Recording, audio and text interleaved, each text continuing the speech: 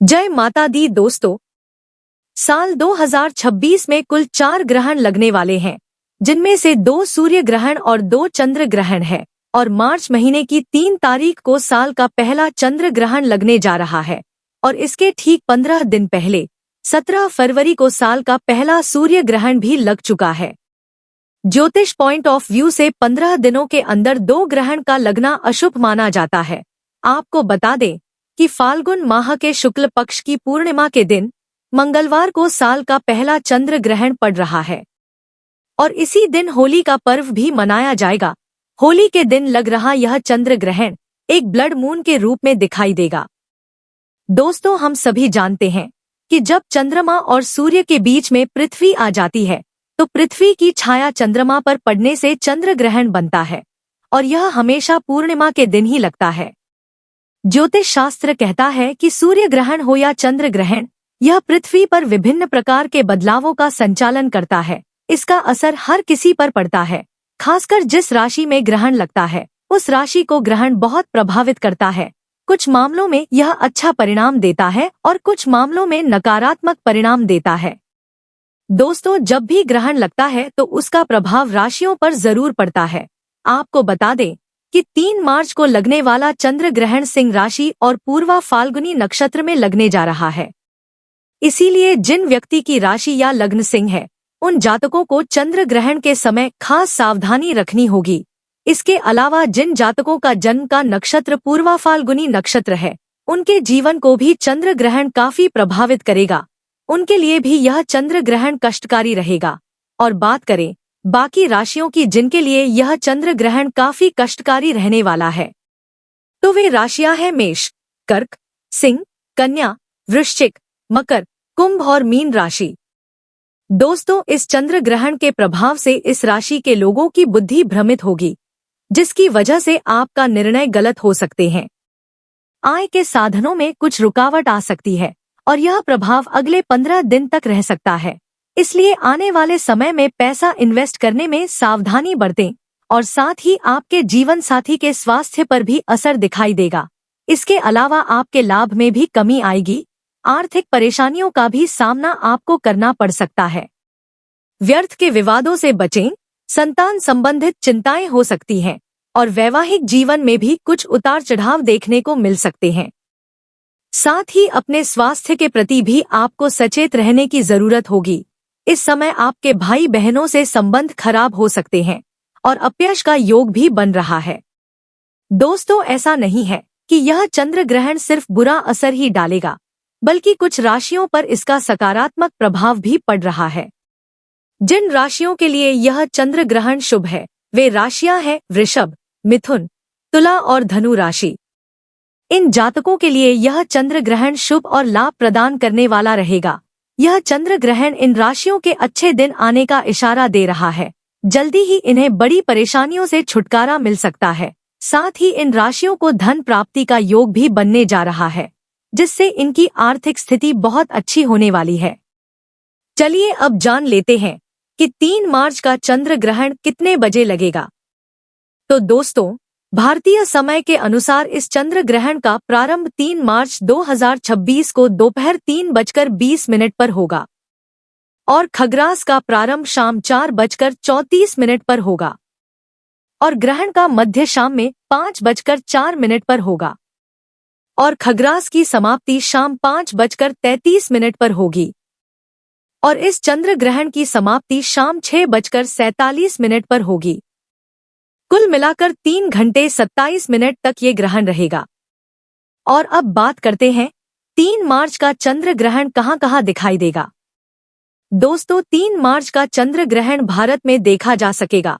भारत में यह खग्रास चंद्र ग्रहण ग्रस्तोदय के रूप में दिखेगा, क्योंकि भारत के किसी भी क्षेत्र में जब चंद्रोदय होगा उससे काफी पहले ही यह खग्रास चंद्र ग्रहण प्रारंभ हो चुका होगा। इसलिए भारत के किसी भी क्षेत्र में इस खग्रास चंद्र ग्रहण का प्रारंभ तथा ग्रहण मध्य देखा नहीं जा सकेगा। भारत के केवल पूर्वी सुदूर राज्यों जैसे बंगाल के उत्तरी पूर्वी क्षेत्र, मिजोरम, नागालैंड, मणिपुर, असम, अरुणाचल प्रदेश आदि में इस ग्रहण की खग्रास समाप्ति तथा ग्रहण समाप्ति देखी जा सकती है। इसके अतिरिक्त शेष भारत में जब चंद्रोदय होगा तब तक खग्रास समाप्त हो चुका होगा तथा केवल ग्रहण समाप्ति ही दृष्टिगोचर होगी।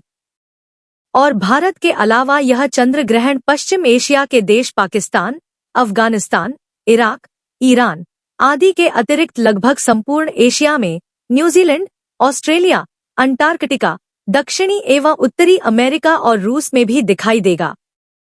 चलिए अब जान लेते हैं कि 3 मार्च के चंद्र ग्रहण के सूतक काल के बारे में।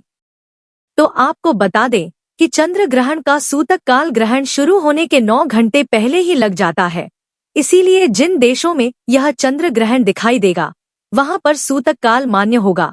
क्योंकि यह चंद्र ग्रहण भारत में दिखाई देगा, इसीलिए इस चंद्र ग्रहण का सूतक काल भारत में माना जाएगा।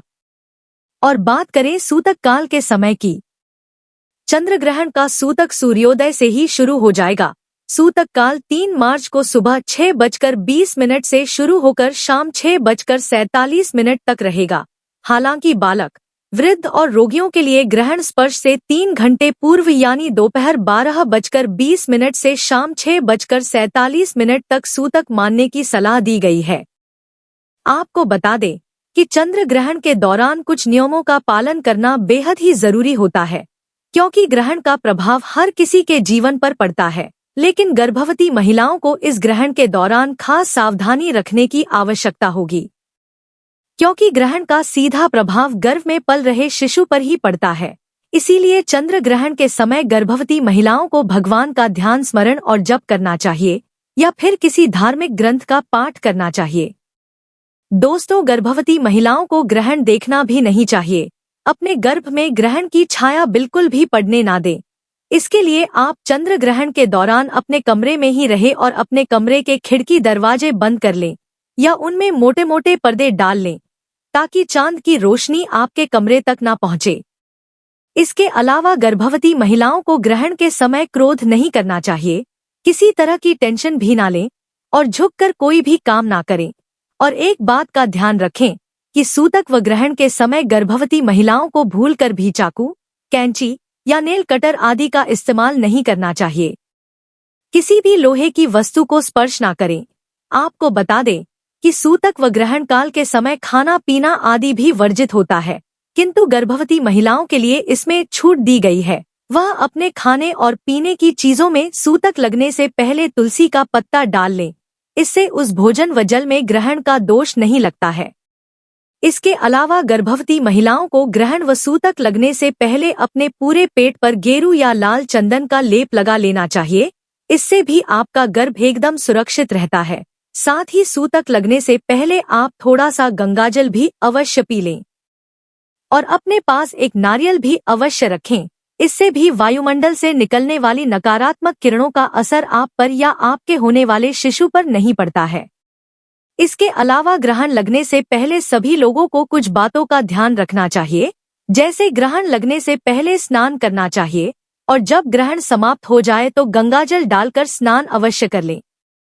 इसके बाद अपने घर को और अपने पूजा घर को भी गंगाजल छिड़क कर शुद्ध करें और यदि आपके घर में तुलसी या शमी का पौधा है तो तुलसी और शमी के पौधे को भी गंगाजल छिड़क कर शुद्ध अवश्य करें। दोस्तों, स्नान करने के बाद आप यथाशक्ति के अनुसार दान दक्षिणा भी अवश्य करें, इससे आपको लाभ मिलेगा। तो दोस्तों, यह जानकारी आपको अच्छी लगी तो कमेंट में जय माता दी जरूर लिखें और अगर आपका कोई सवाल है तो उसे कमेंट बॉक्स में अवश्य पूछ लें और इस वीडियो को लाइक करें, शेयर करें और साथ ही साथ चैनल को सब्सक्राइब करें। धन्यवाद।